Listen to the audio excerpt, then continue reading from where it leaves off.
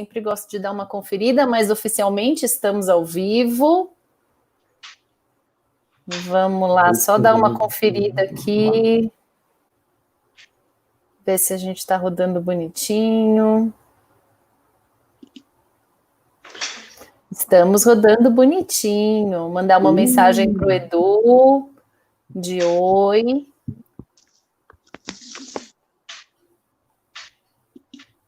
Nos comentários, a gente vai ver os comentários pelo Face. Né? Ó, o Edu, eu estava mandando no WhatsApp e o Edu já mandou aqui. Você pode responder pelo Face, mas você consegue enxergar aí do teu ladinho, tem uma abinha Comments, daí você consegue ver. Eu vou rodar o filminho da Full Sail para dar o tempo da galera entrar. É um minutinho, já volto, tá bom? Isso. Tá dando para ouvir o som? Quando começa o vídeo? Ou não? Eu não tô ouvindo. Não? Peraí, então deixa eu... É que eu não consegui entrar no Facebook ainda. Eu acho que eu nem vou entrar, Carol, porque senão me bloqueia aqui, eu tô com a luz na frente. Tá bom. Não consigo ver a tela.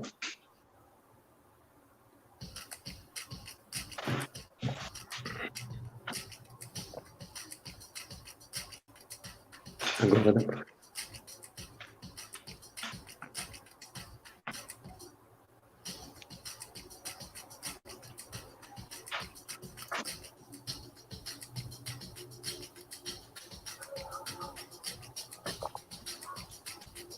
Ai, que burra! Repete ela, professor, que eu tô rodando o vídeo aqui, não botei o vídeo aqui. Pronto, agora vai.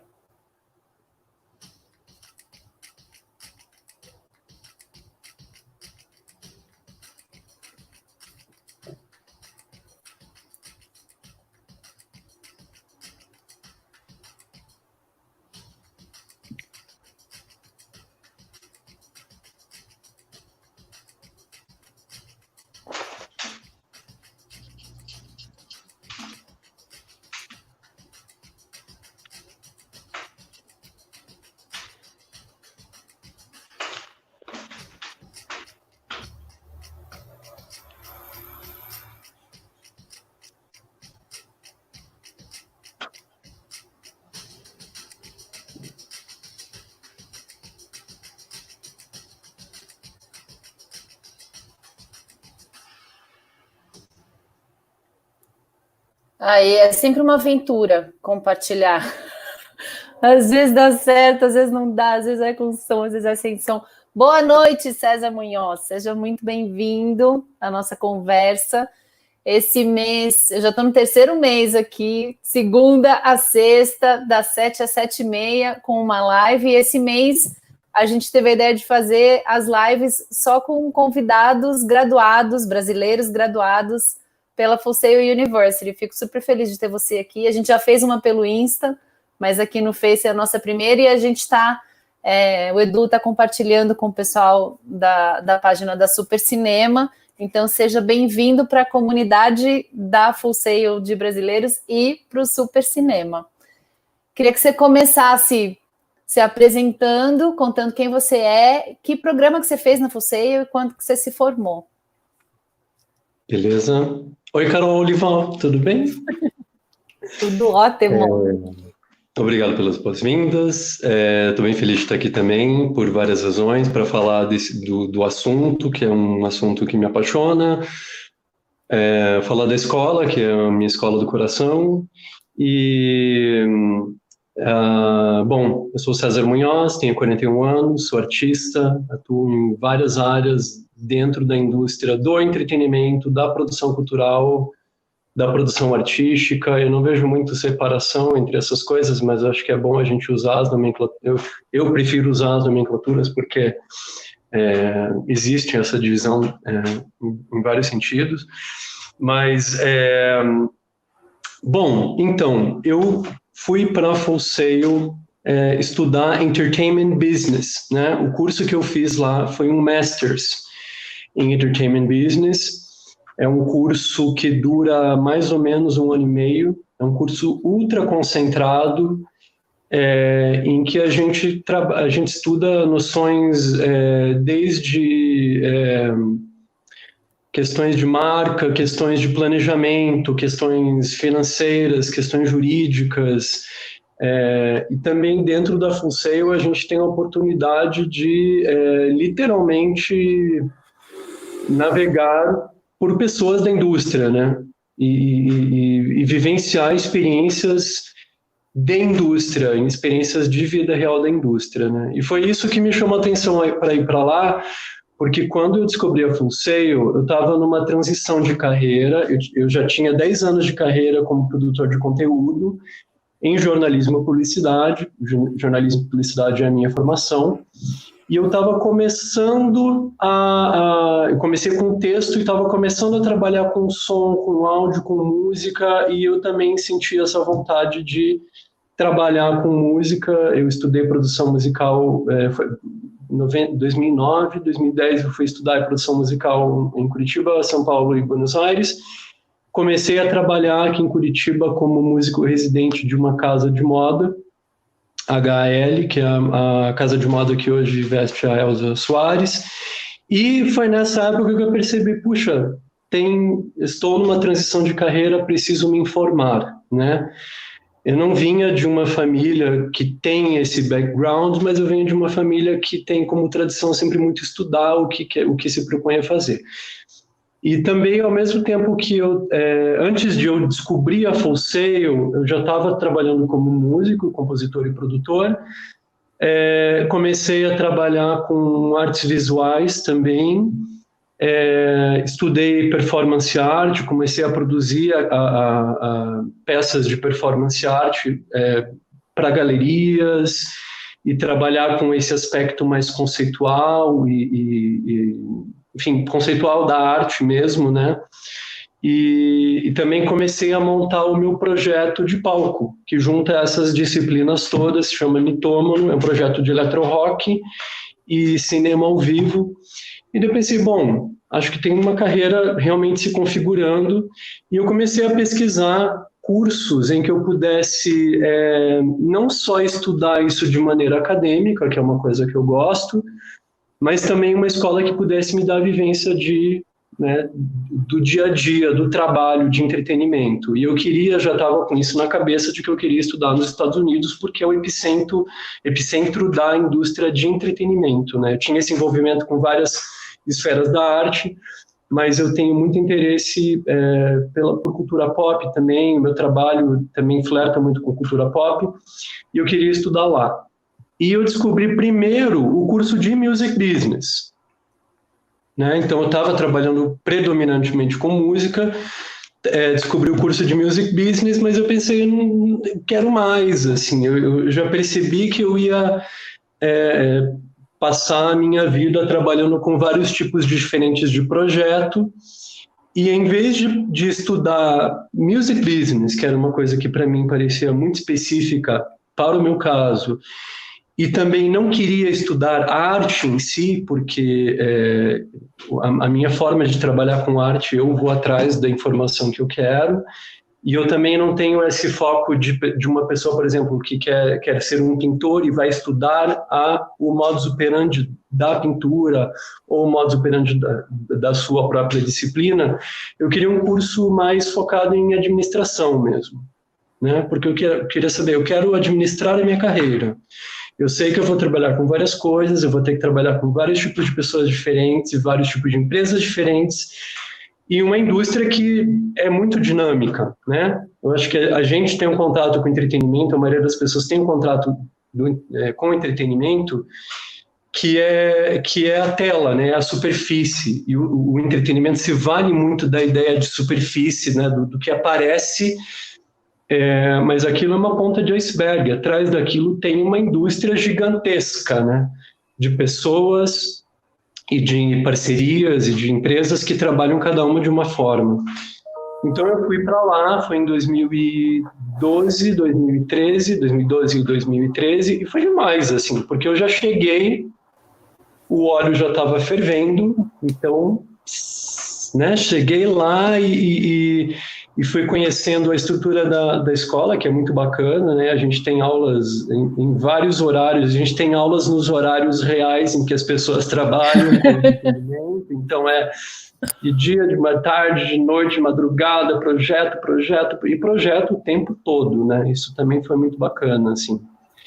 E eu sempre fui CDF, e isso também me abriu muitas portas dentro da Full Sail, porque como eu me dedicava muito a tudo que eu estava fazendo, a escola me oferecia oportunidades incríveis e exclusivas, como, por exemplo, um manager de atores de Hollywood estava visitando a escola, 10 alunos foram convidados para ter uma session de 2 horas de perguntas e respostas, e eu estava lá. Às vezes eu estava assim, indo de uma aula para outra no corredor e passava o Alec Baldwin. Assim. Então, era real, assim. E foi assim, eu lembro que também todos os momentinhos de mini férias que eu tinha, eu fiz viagens de negócio, então eu pude ir para LA também com a ajuda de contatos da escola, fui para o Texas conhecer uma instituição de arte fantástica que é instalada no deserto, e enfim, eu acho que já dá para ter uma ideia assim do início dessa experiência, né? Eu acho que a partir daí a gente pode... Total. Eu estava te ouvindo falar e lembrando do... Você falou, você já foi maduro, né? Você já foi sabendo o que você queria e pronto para aproveitar, muito consciente do que você ia fazer. E aí eu fiz uma entrevista essa semana passada, com o Pedro Zimmer, que foi com... Ele tinha acabado de fazer 17 anos, ele se formou com 16, imagina, né? Teve que ser emancipado para ir para lá. E ele fala isso, ele fala... Pô, acho que se eu pudesse ter ido mais velho, eu poderia ter aproveitado mais, porque era uma criança. Por outro lado, também, o que eu cresci nesses 2 anos, porque imagina, né, 16 para 17 anos, com aquela loucura que é o campus, e morar sozinho, né? E eu acho que você estava falando, são 2 opostos, totalmente opostos, né? A galera mais jovem que vai para... até descobrir o que gosta, né? E você que se redescobriu aqui e foi para lá vou mudar meu caminho de carreira e quero fundamentar isso, né? Respirar e mergulhar, muito legal. Aí a gente estava falando antes de entrar aqui no ar, o Edu está perguntando se o Master da Full Sail tem uma duração maior que o Bachelor. Só para não deixar sem responder, o Bachelor, Edu, é a graduação. A nossa graduação dura 2 anos, mas ela é imersiva, então é uma média de 8 horas de aula por dia, daí a carga de 4 anos é feita em 2 na graduação, que é o Bachelor. No Master, que é a pós, o curso é feito em 1 ano, com essa agenda também, né, super tranquila, de aula de madrugada, sábado, domingo. Daí você se formou, César, aí você foi fazer aquele estágio remunerado, que pode ser remunerado ou não remunerado, né? Mas o trabalho que pode ser feito depois que um aluno internacional se gradua nos Estados Unidos. Como é que foram as tuas experiências de OPT? Foram muito legais, Bom, a Full Sail, eu já tinha um pouco dessa vivência de indústria de verdade mesmo, né? Inclusive de trabalhar em projetos enquanto eu estava lá, enquanto eu estava fazendo o curso, mas no OPT eu tinha 12 meses para ficar dentro do país, legalmente, trabalhando de maneira remunerada, desde que eu estivesse trabalhando na área, né? Carol, só conferindo se você está me ouvindo, que deu um... Estou te ouvindo sim, só te coloquei maiorzão na tela, mas estou aqui, invisível, te ouvindo. Tá bom. Tá lindo. E daí eu decidi ir para Nova York, que eu acho uma escolha arriscada, bem arriscada. Hoje eu penso assim, nossa, várias possibilidades, né, não sei o quê. Mas como eu queria aproveitar essa experiência para me jogar no epicentro, eu fui para os epicentros mesmo. Então eu fui para LA, eu fui... Orlando também tem uma indústria gigantesca, né, de entretenimento lá. Visitei feiras de negócios. Eu fui numa feira de negócios de parques de diversão em Orlando, né, quando eu estava estudando lá. E daí, quando eu fui para o OPT, eu também pensei, não, eu quero viver quero entrar no óleo quente mesmo. E fui para Nova York e foi uma vivência muito intensa. Eu trabalhei em vários ramos. Eu comecei trabalhando numa empresa de produção de eventos e era uma empresa que trabalhava desde assim estreia de filme até um desfile de moda de cães, fundraiser, que levantava fundos para um abrigo de animais no Pachala, em Nova York. Comecei trabalhando com isso. Daí eu saí de lá e fui trabalhar numa empresa que se chama Crisperanto, que trabalha com a organização do legado de um pensador britânico chamado Quentin Crisp. Então eu comecei a trabalhar desde ajudando a empresa a organizar objetos pessoais do Quentin Crisp, até ajudar a catalogar manuscritos, por exemplo, né? A tentar imaginar produtos para a loja de merch, né? Para esse tipo de coisa. Foi fantástico, assim. E depois disso, eu fui trabalhar com cinema no set de filmagem. E foi muito bacana, porque, assim, nessas 3... E teve mais ainda, já vai ter mais. Só nessas 3 vivências, eu não só aprendi como que funcionam essas indústrias, como eu também comecei a perceber, assim, qual é o tipo de vida que uma pessoa que trabalha nesse tipo de coisa leva, né? Qual é o tipo de vida que uma pessoa trabalhando em entretenimento em Nova York leva? Qual é o tipo de vida que uma pessoa trabalhando com entretenimento de eventos em Nova York leva? Enfim, tive a oportunidade de viver vidas muito diferentes em um ano, né? E vivendo em Nova York, em lugares diferentes em um ano. Quando eu trabalhei em cinema, por exemplo, eu trabalhei numa série de ficção científica, numa série de comédia tipo The Office, assim, e num filme, num longa-metragem.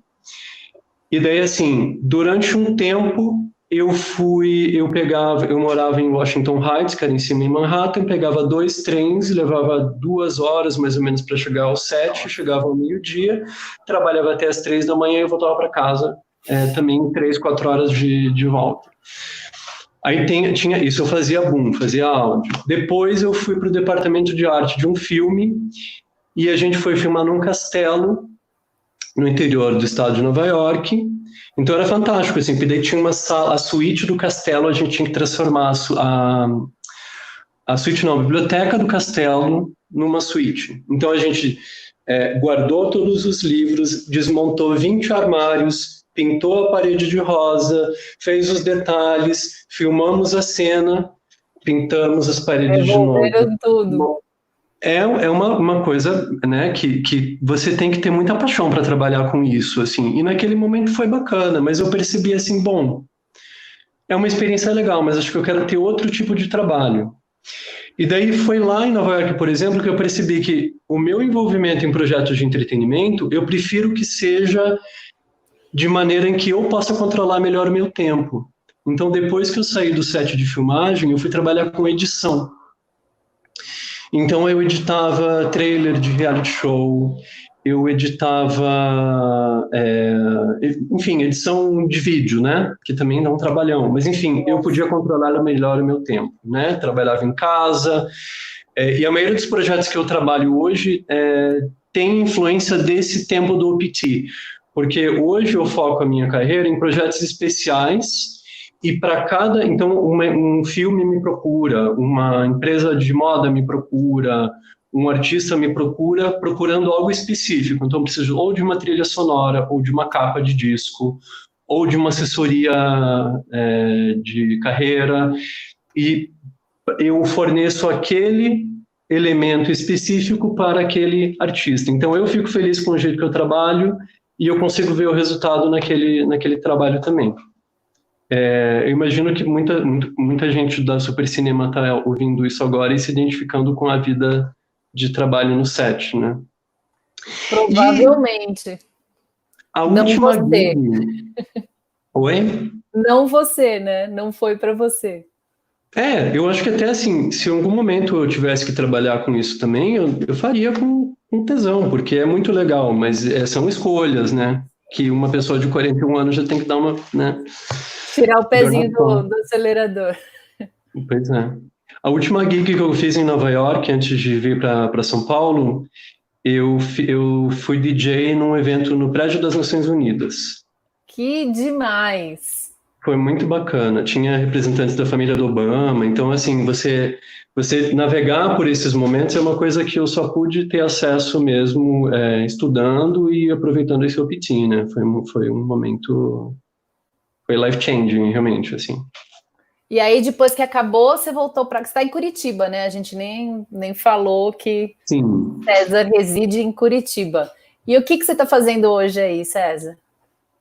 Hoje eu trabalho com a minha empresa de projetos especiais, né? Então eu faço trilhas sonoras, eu forneço projetos visuais, eu sou procurado por experiências para ajudar a conceitualizar experiências e eu trabalho como artista próprio mesmo. Eu tenho a minha própria produção artística tanto em galerias como também mais ligada a entretenimento, como por exemplo o Mitômano, que é o meu projeto de eletro-rock de palco, né?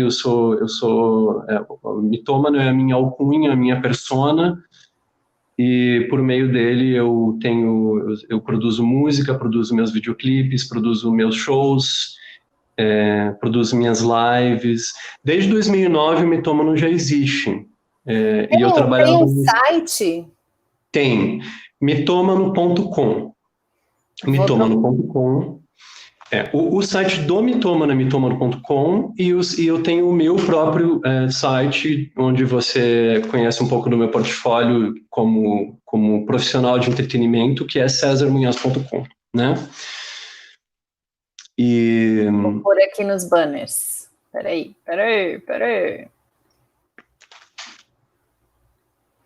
Ai, gente, vou falar que é difícil ser eu. Mitômano.com, tá? Mitômano.com. Isso, maravilha. Acertei. E o seu, qual que é? Adoro quando acerto. Qual que é o seu? cesarmunhoz.com. cesarmunhoz.com. Beleza.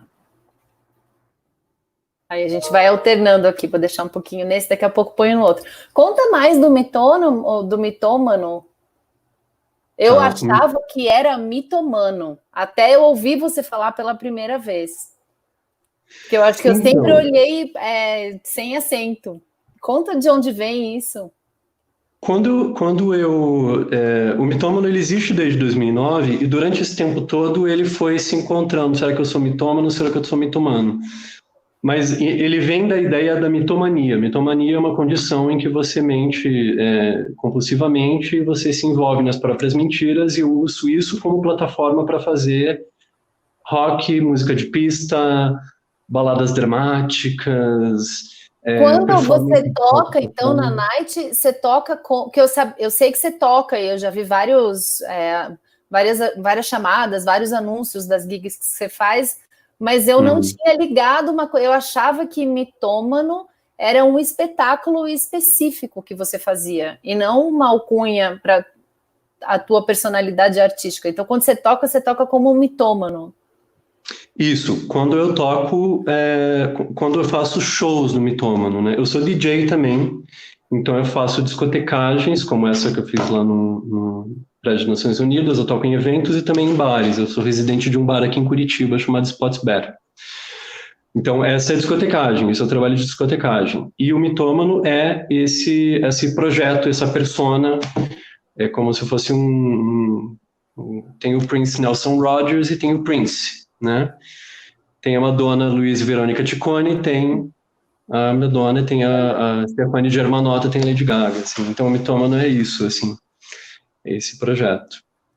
E aí conta agora pra gente então do César Munhoz, que além das coisas do Mitômano, você faz outras coisas, então? Isso. Então, quando eu voltei dos Estados Unidos para o Brasil, eu fiquei um tempo em São Paulo trabalhando com a Estrondo, que é uma empresa de assessoria de imprensa e orientação de carreira para artistas. E foi muito bacana porque eu pude me ver do outro lado, assim. Então, o mitômano é um artista que trabalha a sua própria promoção, né? Eu também, em vários momentos, contrato outros profissionais para fazerem a minha assessoria, para fazerem o management de aspectos da minha carreira. E daí, quando eu fui para São Paulo, eu fiz o outro lado. Então, foi bacana, assim, porque eu pegava, assim, eu coloquei muitos artistas na Rolling Stone, por exemplo. Com a ajuda da Strondo, eu trabalhei com gente como a Loki, por exemplo, né? Então, vi esse outro lado. E também trabalhei na produção de festas em São Paulo também, que é um mercado, né, bem intenso, Forte, assim, né? E convivi com muitos artistas e com muitos profissionais interessantes, o Eduardo, o pessoal da cena dos Club Kids em São Paulo também. E depois da minha passagem por São Paulo, eu resolvi vir para Curitiba. Foi o momento que eu queria estar mais perto dos meus pais. E eu comecei a trabalhar com webséries. Então, eu fiz webséries jornalísticas, fiz webséries musicais. Também foi uma coisa interessante. Consegui ver dali o que eu gosto, o que eu não gosto muito da vida de trabalhar com internet. Eu acho que você está vivenciando isso muito bem na quarentena, né? Assim, hoje, quando eu penso nesse caminho todo, e eu penso nos caminhos que ainda existem por aí, eu fico bem feliz de ter feito essa escolha de estudar esse curso específico, sabe? Porque o que eu queria aprender a instalar no meu sistema é a maleabilidade, sabe? O jogo de cintura, entender, assim, como é que eu vou lidar com esse tipo de projeto? Quais são as preocupações de pessoal? Quais são as preocupações de fluxo de caixa que eu preciso ter? Quais são as preocupações jurídicas que eu preciso ter para poder viabilizar uma coisa, né? Quais são as preocupações, inclusive, de relação interpessoal, né? A gente teve um professor genial no curso no Masters, que é o Nick. O Nick, ele trabalhava planejamento, eu não lembro o nome específico em inglês, mas era como se fosse gerência de projeto, planejamento. E ele já chegou no primeiro dia de aula falando assim, pá, esses aqui são os livros que vocês podem ler se vocês quiserem. Mas o importante é que você venha para a aula e se jogue nas experiências.